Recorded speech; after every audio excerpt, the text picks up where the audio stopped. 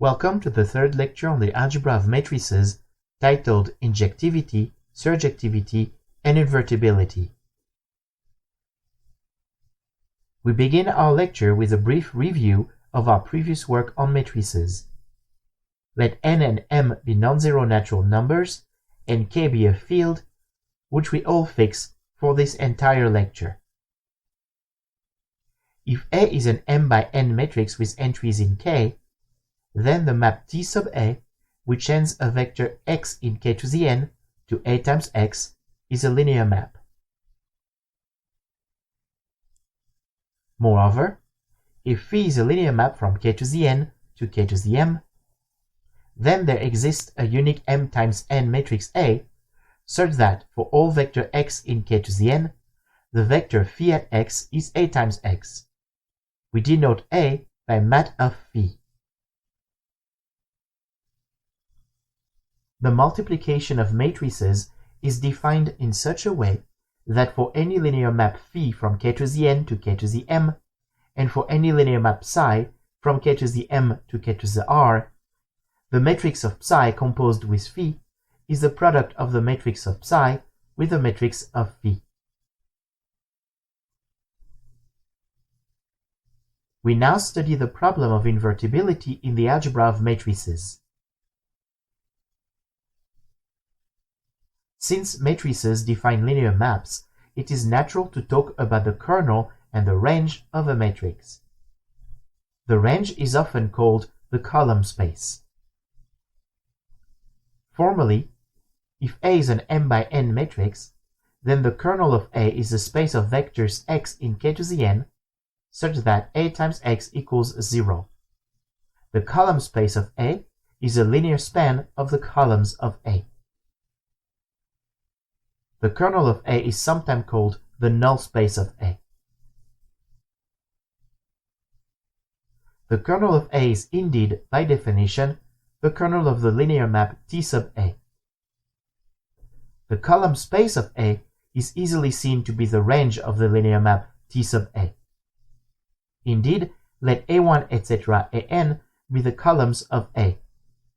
If y is in the linear span of A1 etc. An, namely if y equals x1 times a1 plus etc. plus xn times an for some scalars x1 etc. xn, then y equals a times x, where x is the n-tuple x1 etc. xn. Conversely, if y equals a times x for some vector x in k to the n, then of course y is a linear combination of the columns a1 etc. an of A. Thus, we have shown double inclusion between the column space of A and the range of T sub A.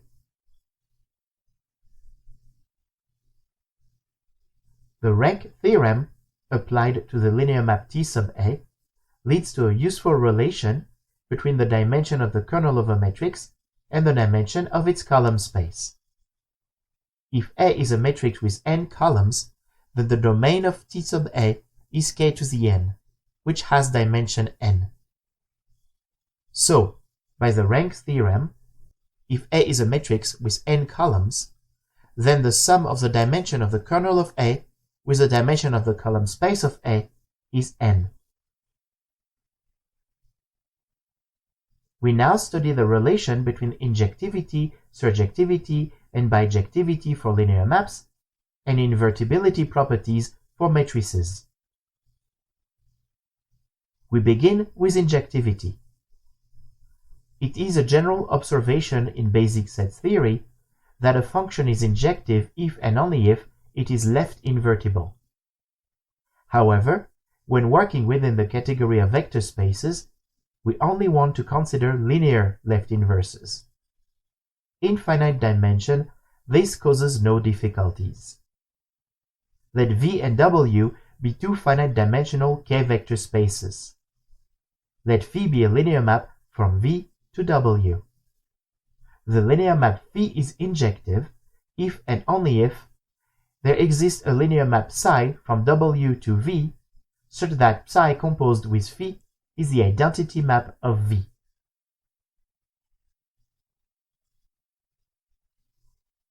Let us begin our proof by assuming that phi has a linear left inverse psi, that is, a linear map psi from W to V, such that psi composed with phi is the identity of V. Let x be a vector in the kernel of phi. Then x equals psi at phi at x by assumption, and phi of x is 0 since x is in the kernel of phi. At psi is linear, thus psi of 0 is 0, we conclude x equals 0. So the kernel of phi is a singleton 0, and thus phi is indeed an injective linear map.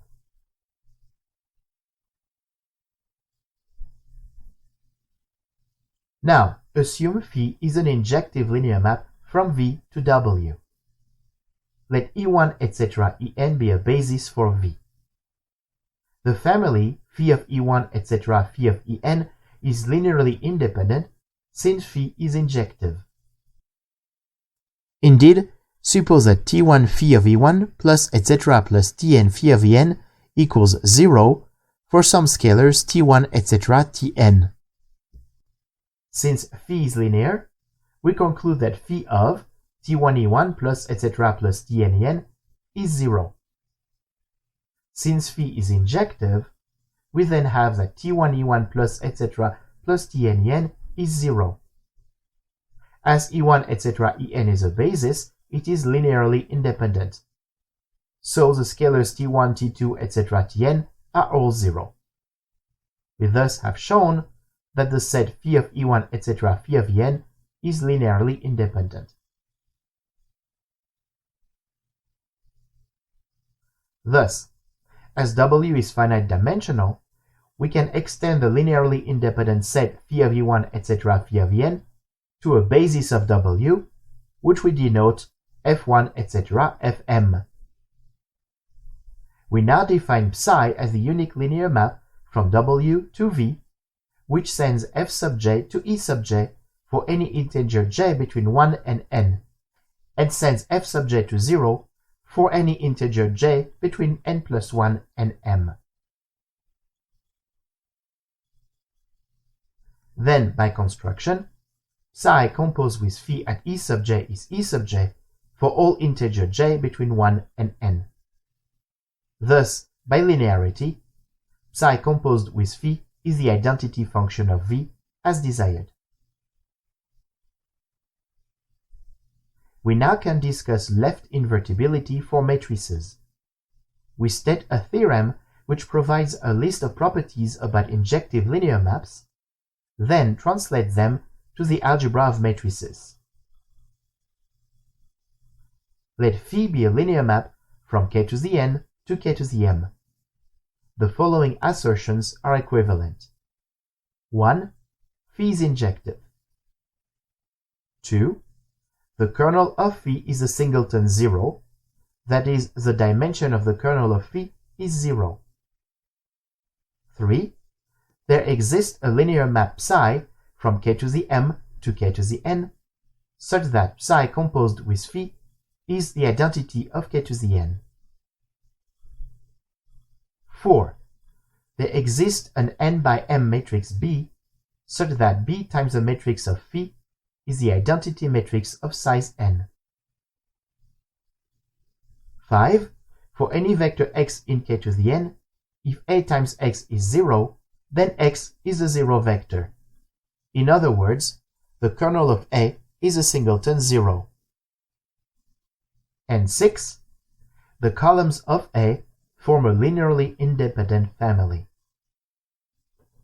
We begin our proof with the observation that we already know that phi is an injective linear map if and only if its kernel is a singleton 0. We also just proved the equivalence between 1 and 3 in finite dimension. Let us now translate these properties to matrices. Assume assertion 3. Thus, there exists a linear map psi from k to the m to k to the n, such that psi composed with phi is the identity of k to the n. Let B be the matrix of psi. Then B times the matrix phi is a matrix of psi composed with phi. which is the matrix of the identity of k to the n by assumption, that is, the identity matrix of size n. So, assertion 4 holds.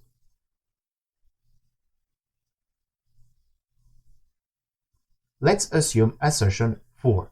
That is, there exists an n by m matrix B such that B times the matrix of phi is the identity of size n. Let X be in the kernel of the matrix of phi. Then of course X equals the identity matrix applied to X. And the identity matrix is B times the matrix of phi. So X equals B times the matrix of phi times X. We need not put parentheses, since the multiplication of matrices is associative. Now, the matrix of phi times X is 0 by assumption on X, and B times 0 is 0. So X is the 0 vector, as desired. So assertion 5 holds.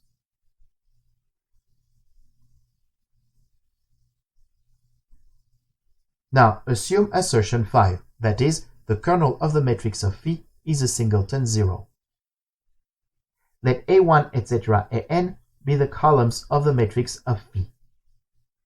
If x1 times a1 plus etc. plus xn times an equals 0 for some scalars x1, etc. xn, then setting x as the n-tuple x1, etc. xn, we have by definition of the multiplication of a matrix by a vector that a times x equals 0. So, by assumption 5, x is a 0 vector. Thus x1, etc. xn are all 0, and the columns of the matrix of phi are indeed linearly independent. So assertion 6 holds.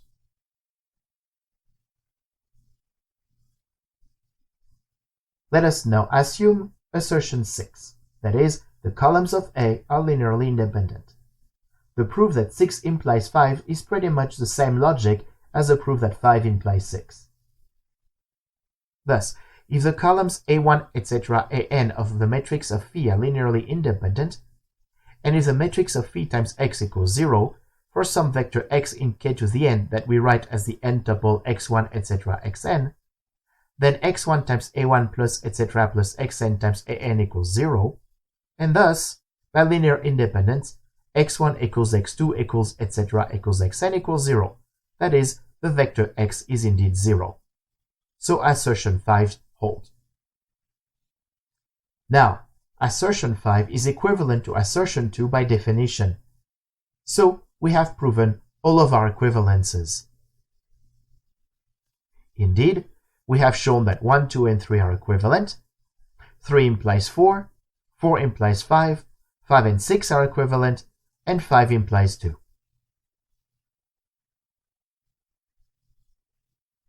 To emphasize the consequences of our work for matrices, we record the matrix part of our theorem as a corollary. If A is an m by n matrix, then the following assertions are equivalent. 1. There exists an n by m matrix B such that B times A is the unit matrix of size n. B is called the left inverse for A. 2. The kernel of A is the singleton 0.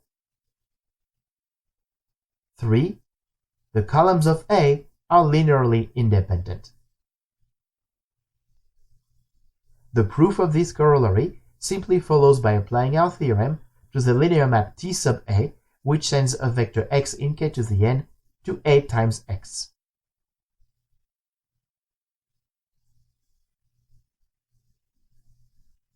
We now turn to surjectivity.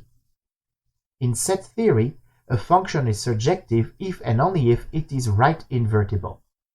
Once more, we wish a result of this type, but within the category of vector spaces.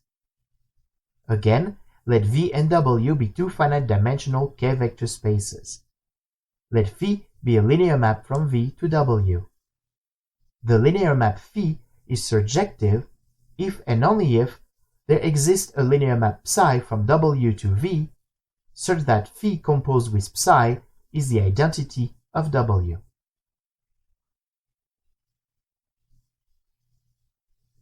We begin our proof assuming that phi has a linear right inverse psi. If y is a vector in W, then of course y is equal to phi composed with psi at y by assumption on psi.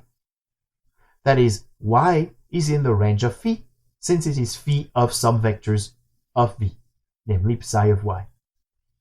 So, phi is surjective. Assume now that phi is surjective. Let E1 etc. Em be a basis of W. Since phi is surjective, for each integer j between 1 and m, there exists a vector f sub j in k to the n, such that phi at f sub j is E sub j. Now, let psi be the unique linear map from W to V, which sends E sub j to f sub j for all integer j between 1 and m. Since phi composed with psi at E sub j is E sub j for all integer j between 1 and m by construction, we conclude by linearity that indeed phi composed with psi is the identity of W.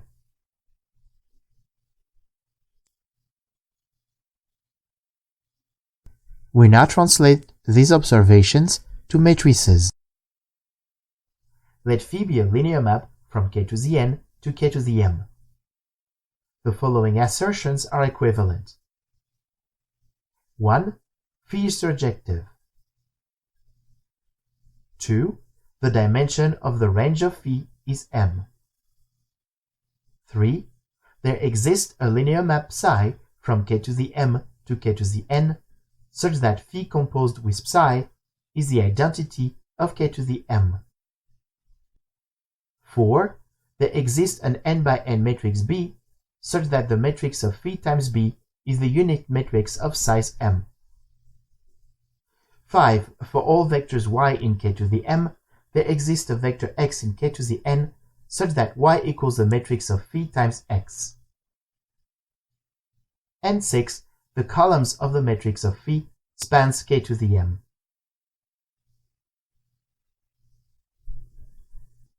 Of course, we know that assertion 1 and assertion 2 are equivalent. We also just proved that assertion 1 and assertion 3 are equivalent in finite dimension. Let us now assume assertion 3. That is, there exists a linear map psi from k to the m to k to the n, such that phi composed with psi is the identity of k to the m. Let B be the matrix of psi. Then the matrix of phi times B is the matrix of phi composed with psi, that is, the identity matrix of size n. So assertion 4 holds. Assume assertion 4, that is, there exists an n by m matrix B, such that the matrix of phi times B is the identity of size m. If y is a vector in k to the m, then of course y equals the identity applied to y. That is to say, that y equals the matrix of phi times B applied to y. So assertion 5 holds with x equal to b times y. Assume assertion 5. That is, for all y in k to the m, there exists x in k to the n, such that the matrix of phi times x equals y. The column space of A is the space of vectors of the form A times x, with x ranging over k to the n. Thus, assumption 5 implies that the column space of the matrix of phi is k to the m, and therefore, assertion 6 holds. Last, assume assertion 6, that is, the columns of the matrix of phi spans k to the m. The range of phi, which is the column space of its matrix, is k to the m by assumption 6, and therefore assertion 1 hold, that is, phi surjective. This completes our proof. As we did with left invertibility, we now collect our results about matrices and right invertibility in a single corollary. Let A be an m by n matrix. the following assertions are equivalent. 1. There exists an n by m matrix B such that A times B is the identity matrix of size m. 2. If y is a vector in k to the m, then there exists a vector x in k to the n such that A times x is y. And 3. The columns of A spans k to the m. The proof of this corollary follows by applying our theorem to the linear map T sub A.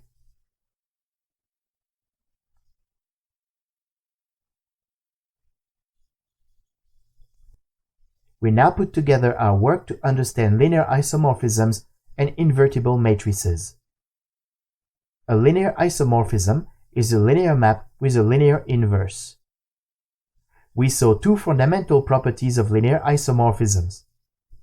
First, the inverse map of a linear bijection is always linear, and thus linear isomorphisms are exactly linear bijections.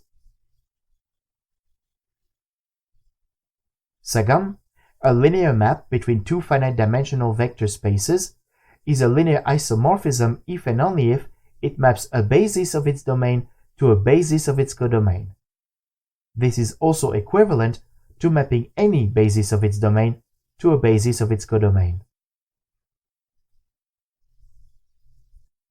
In particular, since the columns of a matrix of a linear map phi from k to the n are the images by phi of the vectors in the canonical basis of k to the n, we already know that a linear map phi from k to the n to k to the n is a linear isomorphism if and only if the columns of its matrix form a basis, which in particular forces the matrix to be square.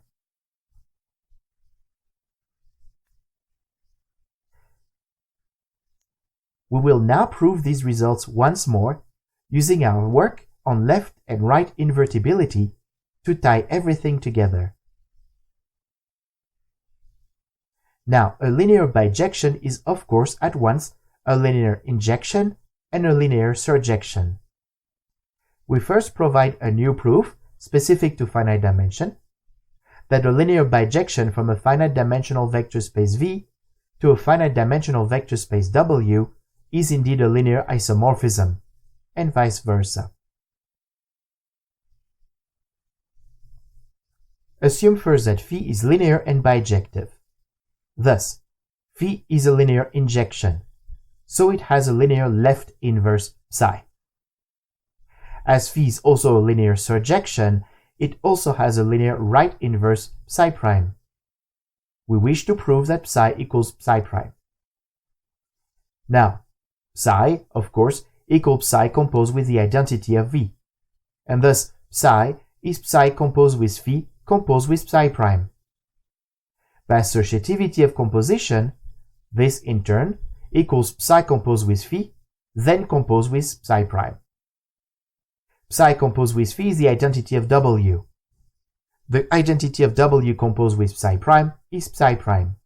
Thus, psi equals psi prime, and we have shown that the inverse of phi, which is psi, is linear. The converse statement of our theorem is obvious. Now, dimension theory allowed us to characterize linear isomorphisms as injective or surjective linear maps between spaces of the same dimension. We provide the proof of this important observation again. Let phi be a linear map from k to the n to itself. The following assertions are equivalent. 1. Phi is a linear isomorphism. 2. Phi is a linear injection. 3. Phi is a linear surjection. We do emphasize that this result only holds for a linear map from k to the n to itself, or more generally, for a linear map between two finite-dimensional vector spaces of the same dimension. Of course, if phi is an isomorphism, it is both injective and surjective, so the first assertion implies the other two. The key for the converse implications is the rank theorem, The rank theorem states that for any linear map phi from k to the n to itself, n, which is the dimension of k to the n, equals the dimension of the kernel of phi plus the dimension of the range of phi. Thus, if we assume that phi is a linear injection, then by the rank theorem, the dimension of the range of phi is n minus the dimension of the kernel of phi, which is 0. So the range of phi is a subspace of k to the n of dimension n, and thus it equals k to the n. So phi is also surjective, and thus it is a linear isomorphism. The same reasoning applies to show that a linear surjection from k to the n to k to the n is a linear isomorphism.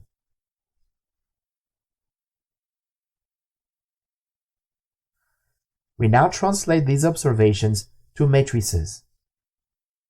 Let phi be a linear map from k to the n to itself. The following assertions are equivalent. 1. Phi is a linear isomorphism. 2. There exists a square n by n matrix B such that B times the matrix of phi is the unit of size n. 3.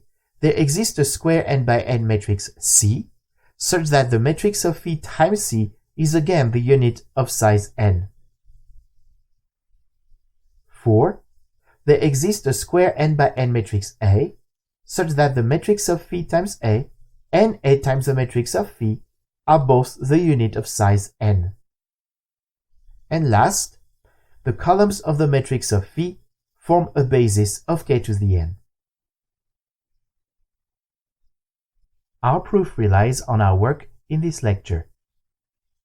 If phi is a linear isomorphism, then it is both injective and surjective. We have seen that this means in particular that assertion 1 implies assertion 2 and assertion 3. On the other hand, we have seen that assertion 2 implies that phi is an injective linear map. And since phi is a linear injection from k to the n to itself, it is a linear isomorphism. So assertion 1 holds. Similarly, assertion 3 implies assertion 1. Therefore, we have shown already that assertion 1, assertion 2, and assertion 3 are equivalent. Now, let's assume assertion 1 again. Thus, phi has an inverse map, and this inverse map is linear. Let A be the matrix of the inverse map of phi. We see that A times the matrix of phi is the matrix of phi inverse composed with phi, which is the matrix of the identity of k to the n, which is the unit of size n. Similarly, we see that the matrix of phi times A is the matrix of phi composed with phi inverse, which again is the matrix of the identity of k to the n, which is the unit of size n. So assertion 4 holds. Of course, assertion 4 implies assertion 2.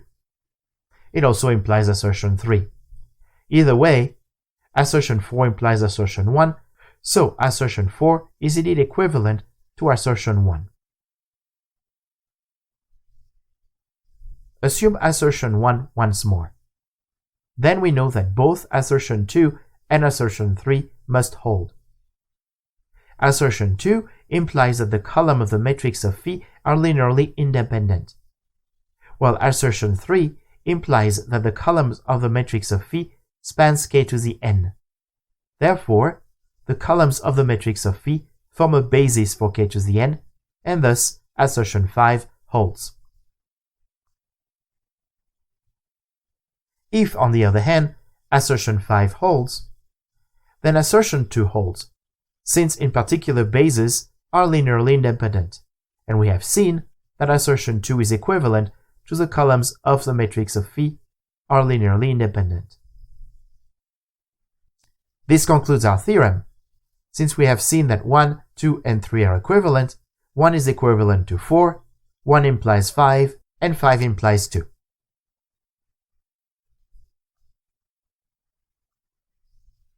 We are now ready to discuss inverses of matrices. The notion of an inverse for the multiplication comes from ring theory. A square n by n matrix A is invertible if there exists another square n by n matrix B such that A times B equals B times A equals the unit of size n. Note that this definition only makes sense for square matrices, since we must be able to multiply A by B and B by A, thus forcing the number of columns and the number of rows to be equal. Associativity of the multiplication gives us uniqueness of inverses. Indeed, let A, B, and C be three square n by n matrices. If A times B equals C times A equals the unit of size n, then B equals C. The proof is easy. C equals C times the unit I sub n, and the unit I sub n is a product of A with B. So C is C times the product of A with B, which, by associativity of the multiplication, is the product of C by A times B. Now the product of C by A is the unit again, so C equals B. Thus, if A is an invertible matrix, then it has a unique inverse, which is denoted by A to the power of -1. From the work we have done on the previous slides, we now see that a linear map phi from k to the n to itself is a linear isomorphism if and only if its matrix is invertible, and the matrix of the inverse of phi is the inverse of the matrix of phi. We observe that the set of all invertible square n by n matrices is actually a group. First, note that if A and B are two invertible square n by n matrices, then A times B is invertible as well, and the inverse of the product of A by B is the product of the inverse of B by the inverse of A. The proof simply consists in checking that multiplying the product of A with B by the product of the inverse of B by the inverse of A is the unit, and similarly with the order of the multiplication flipped. This simply follows again by the associativity of the multiplication of matrices.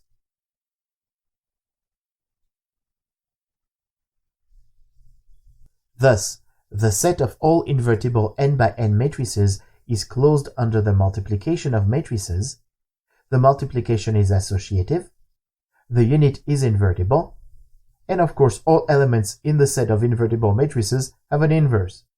Thus, the set of all invertible n by n matrices form a group, and this group is called the general linear group of size n.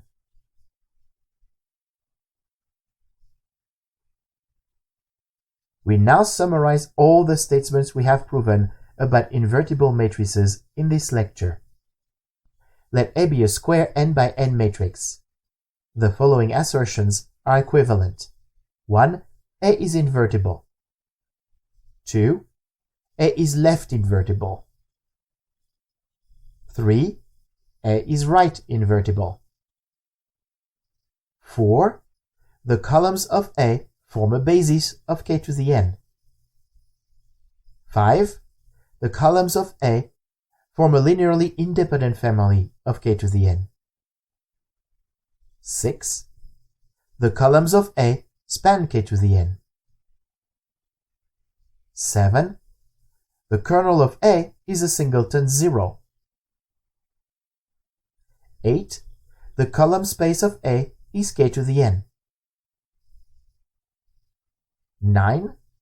The dimension of the kernel of A is 0. And 10. The dimension of the column space of A is n. Moreover, a left inverse or a right inverse of a square matrix is actually its inverse.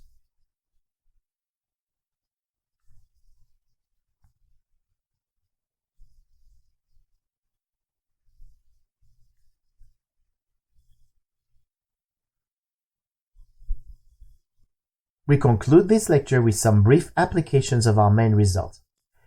We begin with an application to systems of linear equations.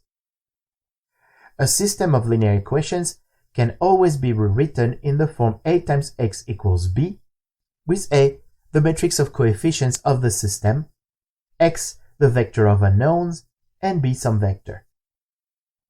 A system with m equations and n unknowns lead to an m by n matrix A, a vector x in k to the n, and a vector b in k to the m. What we have shown, therefore, is as follows. 1. The system Ax equals b has a solution for all b in k to the m if and only if the columns of A span k to the m. The system Ax equals 0 has a unique solution, which must be x equals 0, if and only if the columns of A are linearly independent. 3. If m equals n, that is, if we have as many equations as unknowns, then Ax equals 0 has a single solution if and only if Ax equals b always has a solution for any vector b in k to the m. These properties are equivalent to the columns of A being a basis of k to the n. One last application for this lecture is to the computation of the inverse of a matrix if it exists. A standard method consists in solving linear systems with the same coefficient matrix, the matrix we try to invert, using Gauss elimination. The theoretical underpinning for this method is as follows. Let A be a square n by n matrix. The matrix A is invertible if and only if there exists, for each integer j between 1 and n, a vector x sub j in k to the n, such that A times x1, etc. A times xn is the canonical basis of k to the n. Moreover, under this condition, the inverse of A is the matrix whose columns are x1, etc. xn. Thus, in practice, we can compute the inverse of a square n by n matrix A as follows. We write a large matrix with n rows and 2n columns. On the left half, we fill our matrix with A. On the right half, we copy the identity matrix of size n.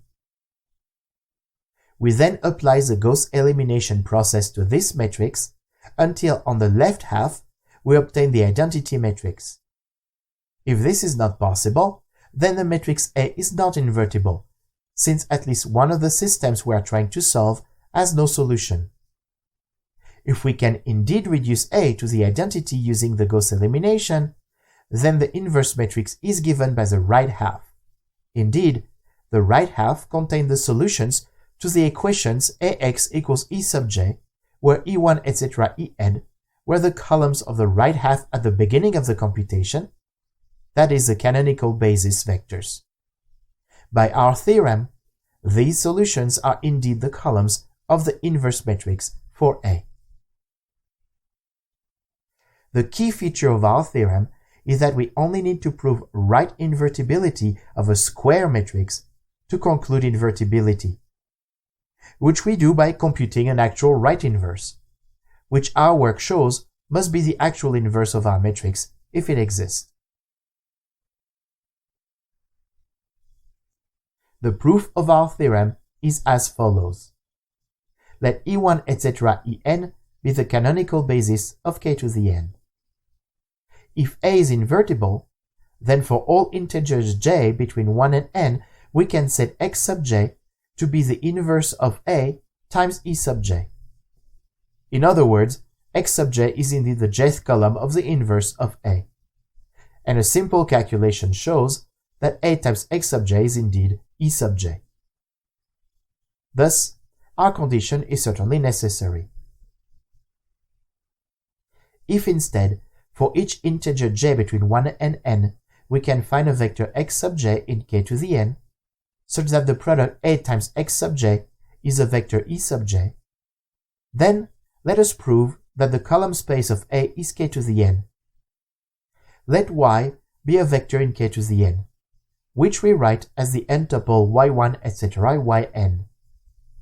In other words, y is the sum over j from 1 to n of y sub j times e sub j. Let x be the vector sum over j from 1 to n of y sub j times x sub j. Then a times x is, by linearity, the sum over j from 1 to n of y sub j times a times x sub j, which is the sum over j from 1 to n of y sub j times e sub j, which is y. So a times x is y, and thus the column space of A indeed contains all the vectors of k to the n. Thus, by the work we have done in this lecture, A is invertible as a square n by n matrix whose column space is all of k to the n. Moreover, if B is a matrix whose columns are x1, etc., xn, then A times B is the identity matrix of size n by construction, that is, the matrix whose columns are the canonical basis vectors. As we have seen, this implies that B is indeed the inverse matrix of A, and this concludes our proof.